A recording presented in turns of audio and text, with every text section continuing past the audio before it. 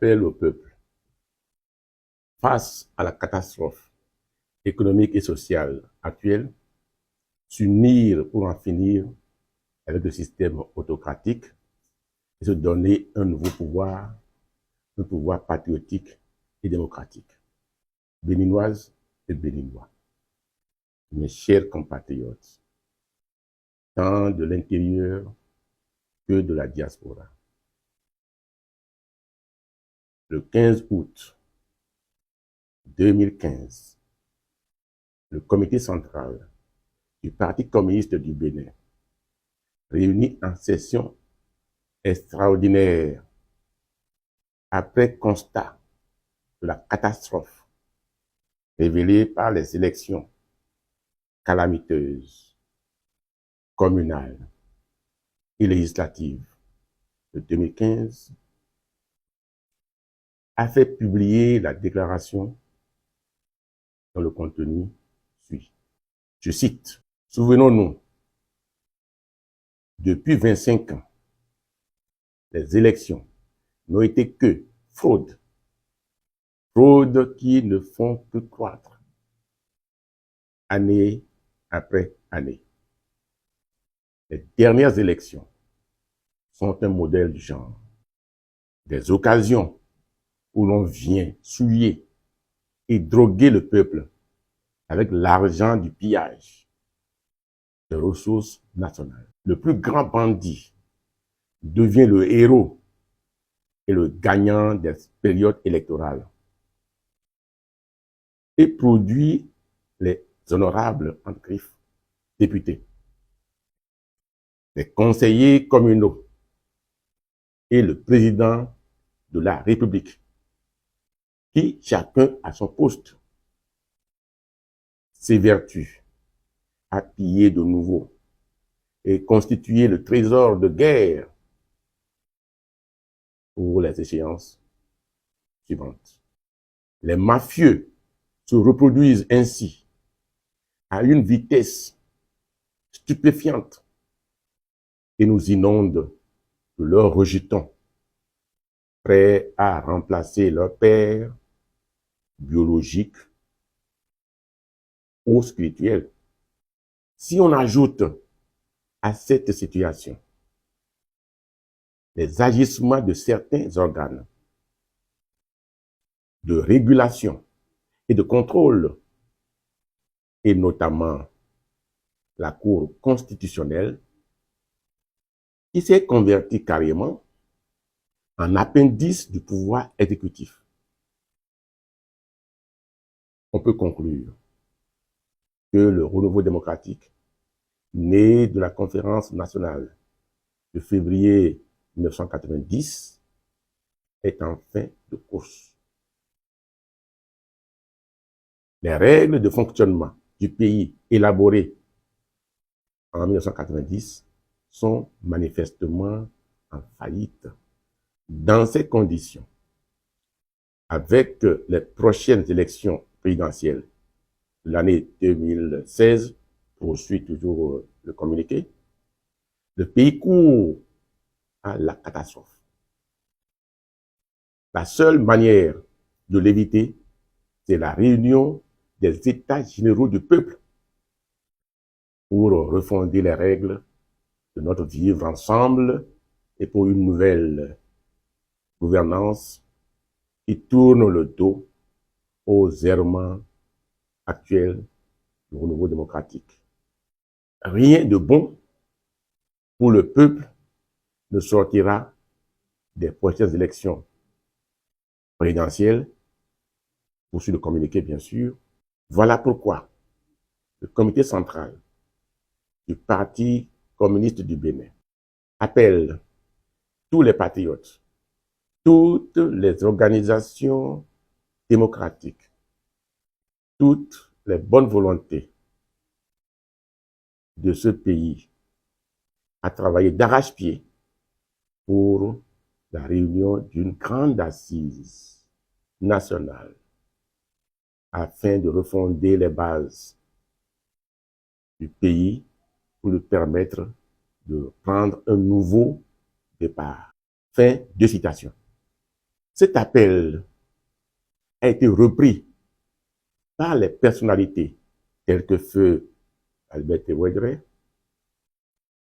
paix à son âme, rapporteur général de la conférence nationale, et notamment le président Nicéphore Dieudonné Sogo.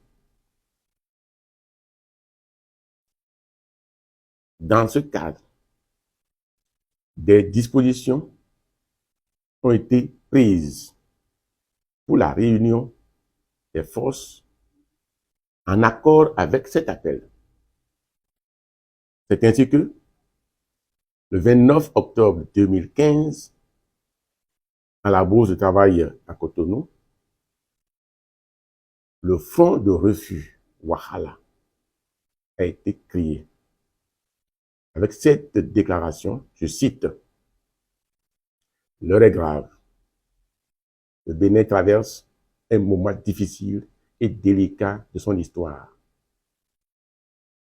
De quelque côté que l'on soit de la mouvance ou de l'opposition, de la classe politique dirigeante ou non, que l'on s'annonce candidat à la prochaine élection présidentielle ou non, le consensus est réalisé sur le fait que le Bénin, notre chère patrie, est déjà plongé dans le Wahala, c'est-à-dire dans le scénario catastrophe. La seule manière d'éviter cette catastrophe, c'est la réunion des États généraux du peuple pour refonder les règles de notre vivre ensemble et pour une nouvelle gouvernance qui tourne tôt aux errements actuels du renouveau démocratique. Fin de citation. Sur ces entrefaites, intervint la candidature de Lionel Zinsou, qui apparaissait comme une tentative grossière de recolonisation de notre patrie par la France coloniale de Hollande, Laurent Fabius. Il a fallu mettre provisoirement en parenthèse le combat pour la tenue des États généraux. Il fallait, bien sûr, contrer cette nouvelle menace sous nouvel obstacle. Le peuple, à notre appel, a fait barrage à la recolonisation, s'est mis debout et a écarté le danger. C'est ainsi que fut porté au pouvoir le président Patrice Talon. Mais avec ce rôle surdéterminé de l'argent dans les élections au Bénin, Talon, le plus riche ou supposé tel des Béninois, a donc gagné. Mais malheureusement et bien vite, il se révéla un véritable ennemi du peuple. Le Parti communiste du Bénin l'a dénoncé comme tel. Et ceci dès décembre 2016. Un pouvoir autocratique en œuvre. Il travaillera activement la réalisation d'un large front pour lui barrer la voie. C'est ainsi qu'a été créé le Front pour le sursaut patriotique, dont l'objectif principal était, je cite, œuvrer pour le rassemblement de toutes les forces politiques et sociales pour la tenue des États généraux du peuple en vue d'un pouvoir patriotique et de probité. Le travail du FSP a mis plus rapidement à nu la nature anti-peuple du pouvoir de Patrice Talon. En effet, dès son arrivée au pouvoir, les actions du président Talon se dirigèrent dans 3 directions.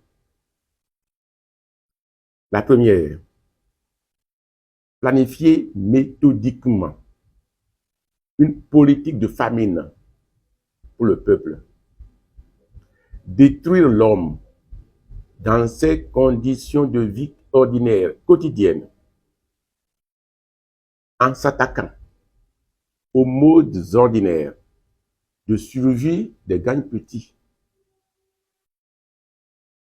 en s'appropriant tous les leviers de production et de circulation des marchandises du pays, en détruisant les activités salariées par la liquidation et ou la privatisation des pans entiers des secteurs publics et parapublics, et enfin en accablant le peuple de multiples impôts et taxes. La deuxième direction, c'est pour couvrir et sécuriser cette politique de ruine et de pillage. Le président Talon s'attacha à déconstruire tout ce que le peuple a laborieusement arraché en termes de droits démocratiques et consacré par la Constitution de 1990. Ce qui se réalisa par la prise des lois scélérates et autocratiques, couronnées par une constitution despotique votée en catimini en novembre 2019. De la sorte, les libertés furent mises dans les fers par voie de conséquence. Bien de citoyens, dont bon nombre n'ont commis jamais aucun crime, se retrouvent aujourd'hui en prison et d'autres contraints à l'exil. Enfin, la troisième direction, et la plus grave, fut d'entraîner, sous dictat français, notre terre sacrée dans une aventure guerrière contre le peuple frère du Niger, en fermant les frontières avec ce pays, avec les conséquences dramatiques que l'on sait sur les populations béninoises et nigériennes, et en signant un accord d'installation de bases militaires d'agression dans notre pays.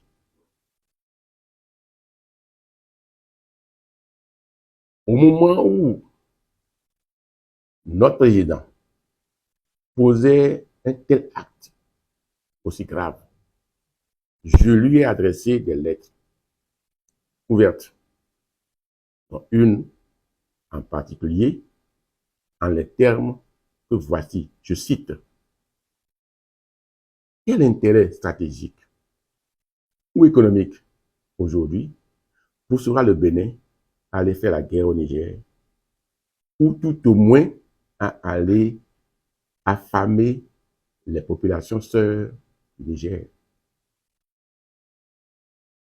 À l'évidence, les intérêts en jeu ici sont ceux des puissances extérieures, la France en particulier. Autrement dit, c'est les intérêts colonialistes français pour les richesses minières, particulièrement l'uranium, qui poussent à cette guerre fratricide. Avez-vous seulement pensé aux conditions de notre peuple, de votre peuple qui vous a élu, en vous engageant dans de telles aventures guerrières. Fin de citation. Face au constat fait par le président Talon lui-même, en février 2024, il était perdu dans sa déclaration, je le conseillais de déposer le tablier pour son honneur et l'honneur du pays. Le président Talon a ignoré toutes ces observations et a replacé notre pays complètement sous la coupe coloniale française avec des justifications théoriques du genre, je cite, l'Afrique est faible, pas seulement à cause de l'esclavage, pas seulement à cause du colonialisme, pas seulement à cause du néocolonialisme. C'est trop facile de tenir ce prétexte pour justifier la faiblesse durable et peut-être même éternelle de l'Afrique. Fin de citation. Autrement dit, comprenez, le mal de l'Afrique, c'est l'Afrique elle-même.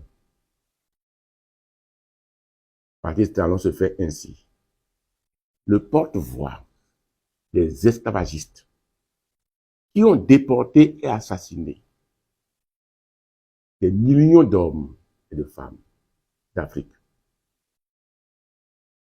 Il se fait ainsi le porte-parole des colonialistes qui ont massacré des centaines de milliers de compatriotes, détruit des millions de Congolais pour construire chemin de fer Congo-Océan. Des milliers d'Algériens, de Malgaches, de Camerounais de l'EPC, assassinés entre 1954 et 1963. Il se fait le porte-parole des néocolonialistes qui aujourd'hui assassinent dans le Sahel, qui assassinent aussi au Congo démocratique, en Haïti, etc. Tout cela a conduit tout droit le Bénin à la catastrophe actuelle. Cette catastrophe, elle est politique, elle est économique, elle est sociale, elle est tout autant morale, avec le déshonneur et le l'opprobre jeté sur notre pays, la terre sacrée des Bianzins, Sakayerim, Biogera, Kaba, qui ont versé leur sang pour la défense de la patrie. Et des grands hommes tels Louis Roncarin, Tevalo Quenom, Pascal Fantodi, qui lui ont consacré leur vie. Le peuple béninois est aujourd'hui accablé par trois fléaux: la faim, l'absence totale de liberté et la destruction de la patrie. L'économie béninoise est bloquée. La misère est installée. Le déshonneur répandu. Nous voici aujourd'hui dans le scénario Wahala, le scénario catastrophe annoncé depuis 2015. Notre pays est la risée du monde entier. Béninoises et Béninois, mes chers compatriotes, tant de l'intérieur que de la diaspora,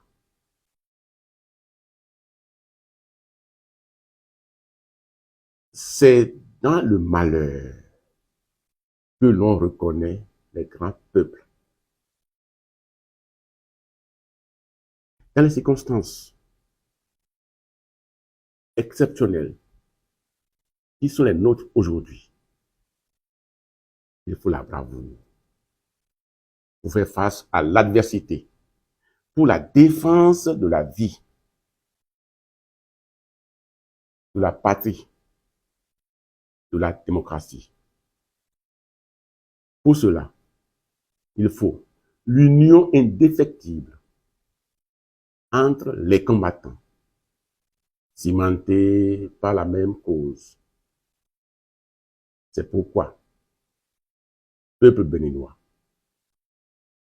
face à la catastrophe économique et sociale actuelle, j'appelle toutes les filles et tous les fils de ce pays, quelles que soient leurs obédiences politiques et religieuses, où qu'ils se trouvent, à s'unir en une union sacrée pour l'instauration d'un nouveau pouvoir, un pouvoir démocratique et patriotique,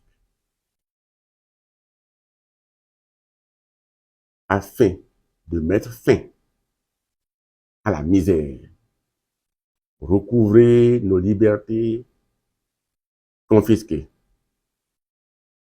restaurer la souveraineté de notre pays et laver l'honneur bafoué de la patrie.